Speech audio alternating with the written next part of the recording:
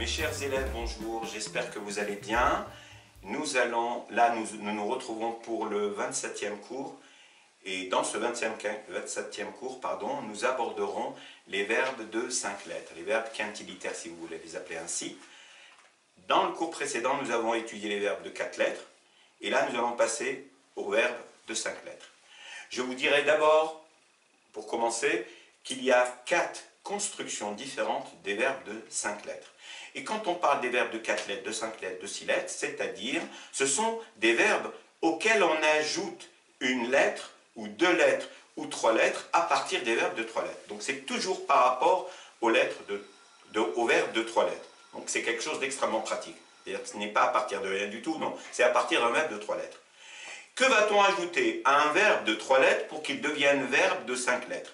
Et je vous signale que chaque type de verbe apporte un sens particulier. On en reparlera à l'avenir, mais en tout cas, sur le plan technique, sur le plan mécanique, on va dire, quels sont les lettres qu'on doit ajouter à un verbe de 3 lettres pour qu'il soit verbe de 5 lettres et qui ait un sens précis. Nous allons commencer. Alors, prenons un verbe de 3 lettres. Prenons le verbe écrire. Kataba. J'ai envie de le transformer en verbe de 5 lettres. Je viens de vous dire qu'il y a 4 types différents. Occupons-nous du premier type. Pour le transformer en verbe de 5 lettres, je vais mettre un ta. Vous pouvez le faire pour n'importe quel verbe. Certains verbes seront des verbes communs, d'autres seront des verbes peut-être qui n'ont pas tellement existé, mais vous avez ce droit de créer vous-même des verbes qui vont avoir toujours le même sens. Prenons le verbe kataba, écrire. Si je mets un ta en début de mot et un alif après la première lettre du verbe de 3 lettres, donc je vais écrire le verbe, la lettre K. Alors, qu'est-ce que j'ai fait ici? J'avais le verbe kataba. J'ai créé un verbe de 5 lettres. En ajoutant quelles lettres?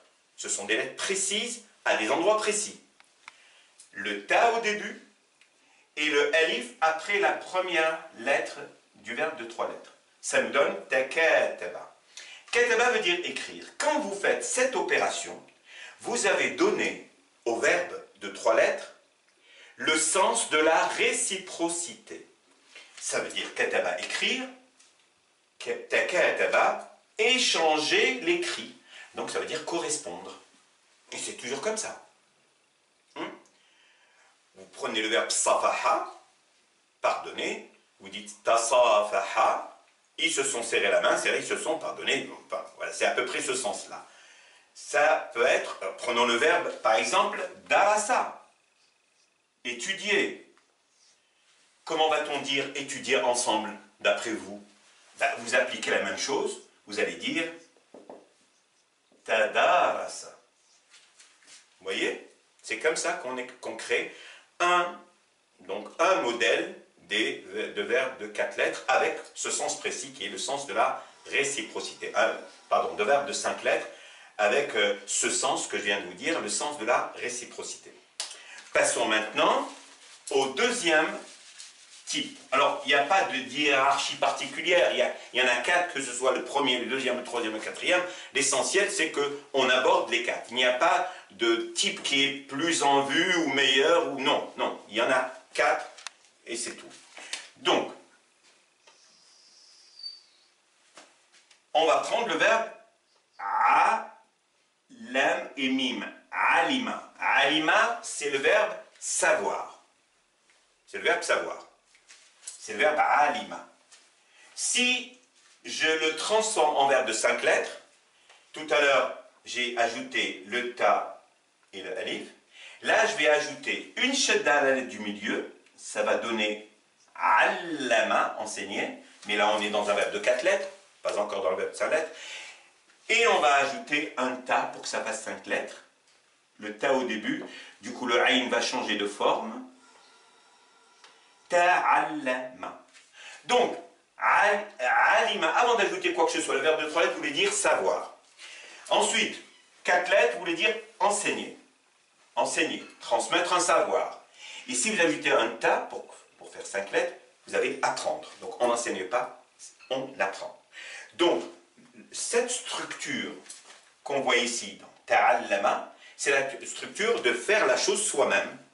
J'apprends. Je n'enseigne pas, j'apprends. Donc on va la construire comme on vient de faire ici. Donc on va partir à partir d'un verbe de 3 lettres. Et remarquez que pour ce verbe n'était pas en AAA, était en AIA, mais ça ne change rien. Dès qu'il devient un verbe de 5 lettres, il reprend sa place sur la lettre, comme fatha. Donc, alima a donné. Donc, là aussi, on ajoute le ta, vous voyez, le ta, et on écrit les 3 lettres en mettant une shadda à l'avant-dernière lettre. Donc, ta'allama. Donc, premier schéma de verbe de 5 lettres, ta et alif après la première lettre. Deuxième schéma, ta avec shadda à l'avant-dernière lettre. Voici les 2 premiers schémas. Les 2 autres schémas des verbes de 5 lettres, ce sont des verbes qui commencent par un alif sans hamza. Ces 2-là ont commencé par le ta. Et 2 autres commencent par un alif sans hamza. On y va. On va prendre le verbe ralaqa, fermer. Ralaqa. Je voulais d'abord vous dire qu'à part l'article défini, vous connaissez l'article défini, elle, qui se prononce elle, quand vous trouvez un alif sans hamza en début de mot, il se prononce systématiquement i. Un alif sans hamza en début de mot se prononce systématiquement i, même s'il n'y a pas de hamza en bas, même s'il n'y a pas de kasra, c'est automatiquement i. Donc, nous prenons le verbe ralaqa qui veut dire fermer, et le 3e type de verbe de 5 lettres qu'on construit à partir d'un verbe de 3 lettres, c'est d'ajouter un alif sans hamza qui va se prononcer i, suivi du noun, et on les attache au verbe. Ça nous donne, je n'ai même pas besoin de mettre une kasra ici, vous savez qu'un alif sans hamza se prononce i. In, voilà le préfixe qu'on doit, les 2 lettres qu'on doit ajouter, ils sont l'une à côté de l'autre, et on écrit ralaqa, in ralaqa. Et maintenant, donc in ralaqa, occupons-nous du sens du verbe in ralaqa. Quand vous ajoutez à partir d'un verbe de 3 lettres le préfixe in, ça veut dire que l'action se fait toute seule. Ralaqa, c'est fermer une porte, fermer quelque chose. In ralaqa, c'est se fermer. Quand vous ne savez pas qui ferme, quand vous ne savez pas qui fait l'action, vous mettez in au début. In ralaqa, in fataha, s'ouvrir. Prenons notre verbe kasara, casser. Quand vous savez quelqu'un a cassé, vous dites telle personne a kassara, peu importe qui, le verbe par exemple. Vous dites kassara. Mais quand vous ne savez pas qui a cassé, vous dites in kassara, c'est cassé. Et enfin, la quatrième structure, prenons un autre exemple, ce sera 2 autres lettres, mais placées séparément. Regardez, prenons par exemple le verbe qaruba, qui veut dire s'approcher. Qaruba veut dire s'approcher. Nous allons ajouter 2 lettres. Donc ça, c'est le 4e schéma. Ce sera un alif au début sans hamza, donc qui se prononcera i. Ensuite, on écrit une des 3 lettres. Ensuite, on ajoute un ta. Ici, on avait le alif et le noun liés. Et là, on a le alif et le ta séparés par la première lettre du verbe. Et ça nous donne, vous voyez, là, on avait qaruba, mais là, ça devient fatha. Iqtaraba. Et iqtaraba, en ajoutant le alif et le ta séparés, ça va donner à peu près le même sens que in, de l'action qui se fait tout seul. Iqtaraba, c'est s'approcher. Voici les 4 schémas des verbes de 5 lettres. Nous n'avons pas de verbe de 5 lettres qui n'est pas soumis à l'une de ces 4 catégories. Voilà comment on construit des verbes de 5 lettres. Et nous avons vu comment, à partir de verbes de 3 lettres, on construit des verbes de 4 lettres. Il nous reste quoi? Il nous reste les verbes de 6 lettres. Les verbes de 6 lettres sont des verbes extrêmement simples. Il n'y a qu'une seule structure de verbes de 6 lettres. Une fois qu'on aura fait les verbes de 3 lettres, 4 lettres et 5 lettres et 6 lettres, on pourra dire que vous saurez construire en donnant le sens qu'il faut au verbe que vous aurez construit à partir du verbe de 3 lettres, à condition bien sûr que vous connaissez le sens du verbe de 3 lettres. Et vous ajoutez un sens supplémentaire grâce aux lettres que vous ajoutez. Et maintenant, on va aborder les verbes de 6 lettres. Et ça sera la dernière catégorie donc structure de verbes à partir de verbes de 3 lettres. Donc on a dit qu'il y avait des verbes de 3 lettres, de 4 lettres, de 5 lettres, de 6 lettres.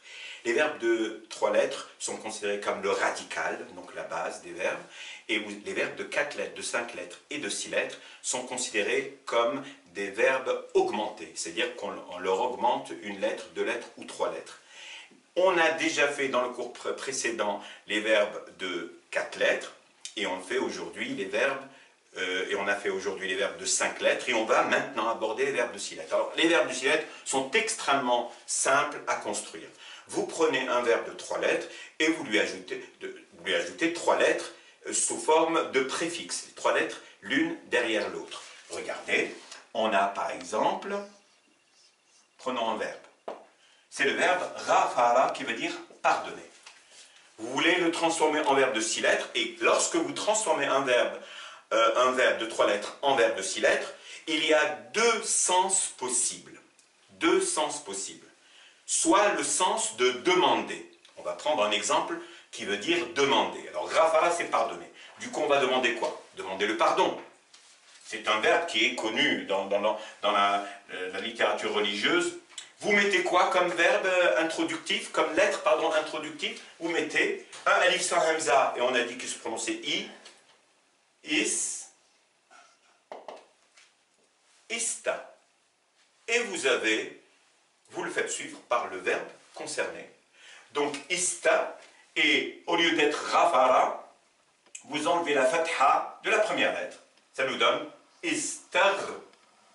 Le raïn a changé de forme, bien sûr.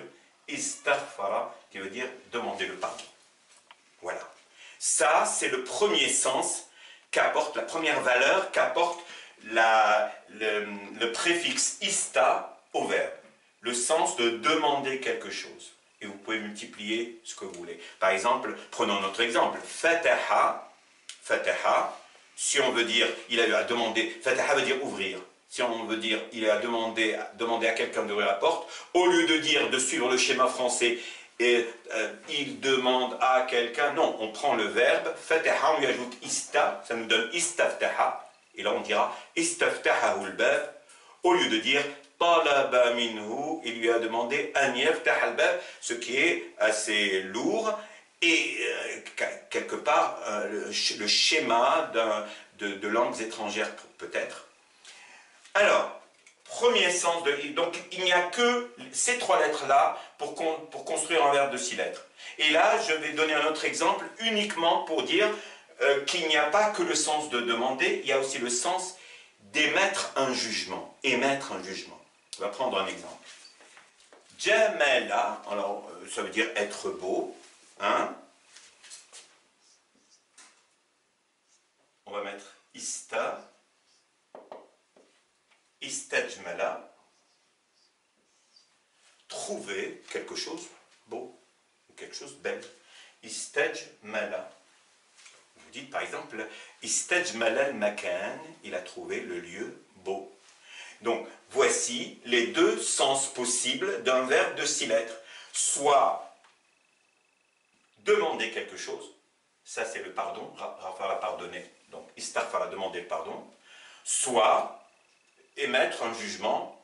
Donc là, vous avez jamala, ça veut dire être beau. Istajmala, trouver la chose belle. Et ça peut être n'importe quoi. Qabaha, c'est quelque chose de moche. Istaqbaha, trouver quelque chose de moche. Vous pouvez construire autant d'exemples que vous voulez à partir d'un verbe dont vous connaissez le sens.